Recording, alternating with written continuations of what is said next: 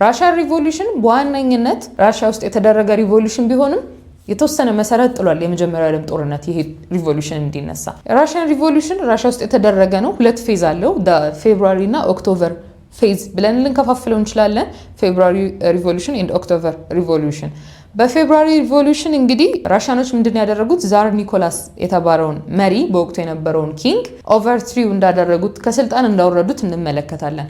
እንግዲህ ለምንድነው ኒኮላስን ከስልጣን ያወረዱት? በጣም ዲክታተር የነበረ ሰው ነው። ህዝቡ አይወደውም። በጣም ዲክታተር ስለነበረ ሰው በጣም ቫዮለንት ሊደርም ነበረ። ስለዚህ ኢኮኖሚካሊም ሀገሪቷ እንድትዳከም ምክንያቱ የሆነ ሰው ነው። ፒዛንቶቹ በወቅቱ የነበሩት ገበሬዎች በጣም የሚጠሉት በጣም ስለጎዳቸው በጣም ስላሰቃያቸው የሚጠሉት መሪ ነበረ። በማንም ዘንድ ተወዳጅነት ስላልነበረው አውርደውታል ማለት ነው ከስልጣን። በዚህ እንግዲህ በፌብሩዋሪ ሪቮሉሽን ይሄን የተደረገው። ሁለት ሪቮሉሽን አሉት የራሽያ ሪቮሉሽን። ፌብሩዋሪ ሪቮሉሽን ኪንግ ኒኮላስ ወይም ዛር ኒኮላስ ከስልጣን የወረደበት ነው። ኦክቶበር ላይ ደግሞ ቦልሺቪክስ የተባለው ግሩፕ ሌኒን በተባለው ሰው ፓወር ወይም ደግሞ ይሄንን የኒኮላስን ቦታ እንደያዙት እንመለከታለን ማለት ነው። እንግዲህ ራሽያን ሪቮሉሽን ላይ ሁለት ሜጀር የራሽያ ግሩፖች አሉ። ቦልሺቪክስ እና ሜንሺቪክስ ይባላሉ። ቦልሺቪክስ የራሽያን ቋንቋው ትርጉሙ ማጆሪቲ ማለት ነው። ሜንሺቪክ ደግሞ ማይኖሪቲ ማለት ነው። ቦልሺቪክስ እንግዲህ ራሽያ ውስጥ በጣም ፈጣን ለውጥ ይፈልግ የነበረ ግሩፕ ነው። ከዛም በተጨማሪ ፒስ ላንድ ኤንድ ብሬድ ፕሮሚስ አድርገው ነበር። ፒስ ላንድ ብሬድ፣ እነዚህን ሶስት ይሄ ስሎጋን ነው ለራሽያ ሪቮሉሽን፣ በተለይ ለቦልሺቪክሶች ስሎጋን ነው። እነዚህ ሶስቱ ነገሮች በደንብ ያዟቸው፣ ዲቴይል እናያቸዋለን። እንግዲህ ቦልሺቪክሶች መሪያቸው ቭላዲሚር ሌኒን የተባለው ሰው ወደ ስልጣን እንደመጣና ፓወር እንደያዘ እንመለከታለን። በዚህም መንገድ በወቅቱ የነበረው ፕሮቪዥናል ገቨርንመንት እንደወረደና ሶቪየት ሩል እንደተጀመረ እንመለከታለን። ይሄ ሶቪየት ሩል እንግዲህ ኮሚኒዝምን ሰፖርት የሚያደርግ ነው። ኮሚኒዝም እንደምታውቁት አጌንስት ካፒታሊዝም እና መሰል ስርዓቶች የሚቃወም ነው።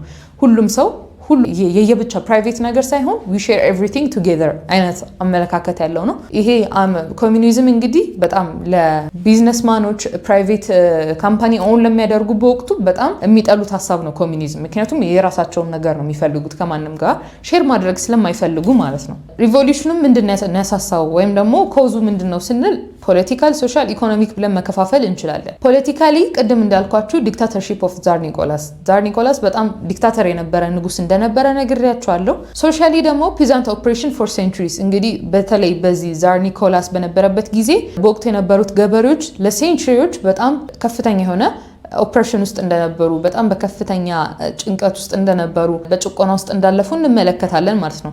ስለዚህ ለዚህ አመጽ መነሳት ሶሻሊ ምክንያት የሆነው የፒዛንቶች ጭቆና ነው ማለት ነው።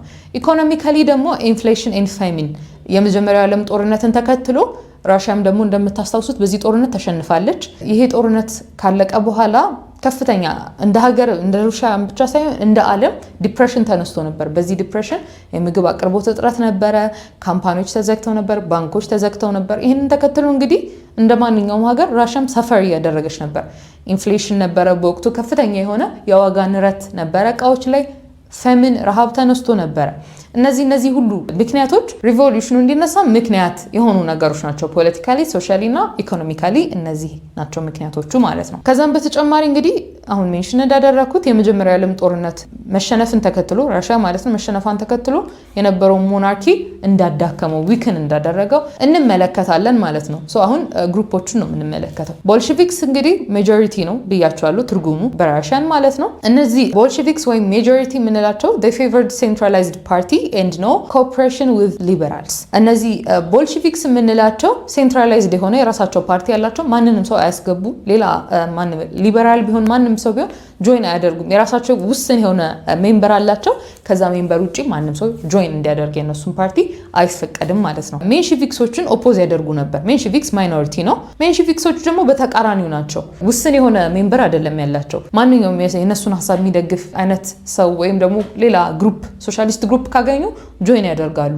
ይሄም ደግሞ ቦልሺቪክሶች ተቀባይነት እንዳልነበረው እንመለከታለን ማለት ነው። እንግዲህ በዋነኝነት ከነዚህ ሁለት ግሩፖች በወቅቱ የነበረው ኒኮላስ ከስልጣን እንደወረደ በወቅቱ የነበረውን ፓወር ያዙት ሜጆሪቲዎቹ ወይም ቦልሺቪክስ የምንላቸው ናቸው ማለት ነው። የነዚህ ቦልሺቪክስ ዋነኛ መሪ ቭላዲሚር ሌኒን የሚባል ሰው ነው ማለት ነው። በዚህ መንገድ ስልጣን ይዘውታል ማለት ነው።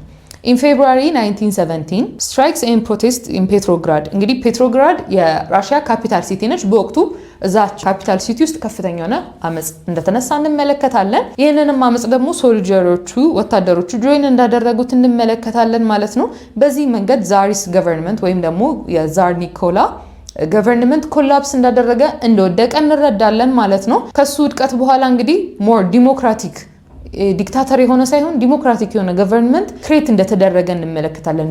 በተለይ ኮሚኒዝምን ሰፖርት የሚያደርግ የሶቪየት ነው የራሽያ የሚባለው ሶቪየት አብዛኛውን ኮሚኒዝምን ሰፖርት የሚያደርጉ ናቸው ሁሉም ሰዎች እዛ ውስጥ ያሉት ማለት ነው።